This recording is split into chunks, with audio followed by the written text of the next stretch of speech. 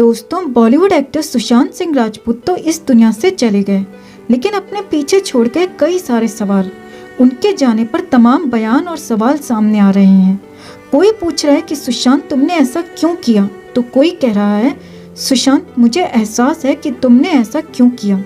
सुशांत सिंह राजपूत जैसे जिंदा दिल इंसान और बेहतरीन एक्टर का आत्महत्या कर लेना हर किसी को नागवार गुजर रहा है। एक्टर की मौत के बाद मुकेश भट्ट का बयान सामने आया, जिसमें उन्होंने कहा कि उन्हें एहसास हो गया था कि सुशांत किसी परेशानी से गुजर रहे हैं, कुछ तो गड़बड़ है। वहीं डायरेक्टर शेखर कपूर के ट्वीट ने इन सवालों को और बेगहरा कर दिया। शेखर ने लिखा कि वो जानते हैं इसका जिम्मेदार कौन है। हालांकि उन्होंने किसी का नाम नहीं लिया, लेकिन अब महेश भट्ट के साथ काम करने वाली लेखिका श्वेता सेनगुप्ता का जो बयान सामने आया है वो डराने वाला है दोस्तों, हैरान करने वाला है। सेनगुप्ता के मुताबिक सुशांत की हालत दिन ब दिन खराब होती जा रही थी। महेश भट्ट ने उनकी दोस्त रिया चक्रवर्ती को इस बात को लेकर आगाह भी किया था। खबर के मुताबिक महेश भट्ट ने कहा था कि सुशांत की हालत परवीन बाबी जैसी हो चुकी है।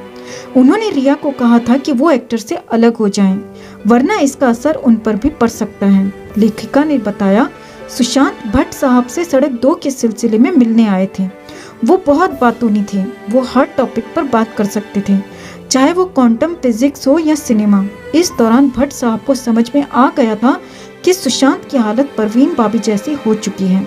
अब केवल दवाइयां ही उन्हें ठीक कर सकती थीं। रिया ने, जो कुछ वक्त से सुशांत के साथ थी, उन्होंने बहुत कोशिश की थी कि सुशांत वक्त पर दवाइयां ले, लेकिन सुशांत ने दवाइयां लेने से मना कर दिया था।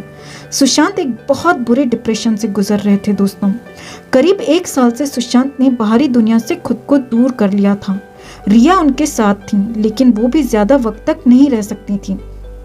अब वो वक्त आ गया था जब सुशांत को अजीब अजीब सी आवाजें सुनाई देने लगी थी। उन्हें ये महसूस होने लगा था कि लोग उन्हें मारने की कोशिश कर रहे हैं। एक दिन रिया और सुशांत एक्टर के घर पर ही अनुराग कश्यप की फिल्म देख रहे थे। इस दौरान उन्होंने रिया से कहा, मैंने अनुराग कश्यप की फिल्म को ना कह दिया, अब वो मुझे मार देगा। सुशांत की बातें सुनकर रिया को डर लगने लगा था। अनुराग कश्यप वाली बात सुनकर रिया बहुत डर गई थी। उन्होंने जब ये बात महेश भट्ट से शेयर की तो महेश भट्ट ने रिया को तुरंत सुशांत से दूर होने की सलाह दी। महेश भट्ट ने रिया को समझाया कि अब वो कुछ नहीं कर सकती। अगर वो सुशांत के साथ रही तो इसका बुरा असर उन पर भी पड़ेगा। इसके बाद रिया ने सुशांत से अलग होने का फैसला कर लिया। रिया बस सुशांत की बहन का मुंबई से आने का इंतजार कर रही थी।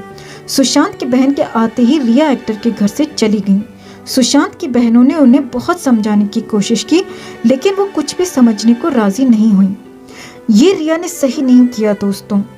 जब आप किसी से प्यार करते हैं तो उसके बुरे दौर में आप उसे अकेला कैसे छोड़ सकते हैं। रिया को अपना प्यार और सपोर्ट बनाए रखना चाहिए था। पूरी कोशिश करनी चाहिए थी कि सुशांत को इस डिप्रेशन से किसी तरह वापस लाया जाए। हम किसी को दोषी नहीं ठहरा सकते दोस्तों, मगर ये अक्सर देखा गया है कि जब इंसान अपने बुरे दौर से गुजर रहा होता है तो एक एक कर लोग उससे कटते चले जाते हैं, यहाँ तक कि उसकी परछाई भी उसका साथ छोड़ने लगती है और फिर वो इंसान सबको मुक्त कर दुनिया छोड़कर ही चला जाता है।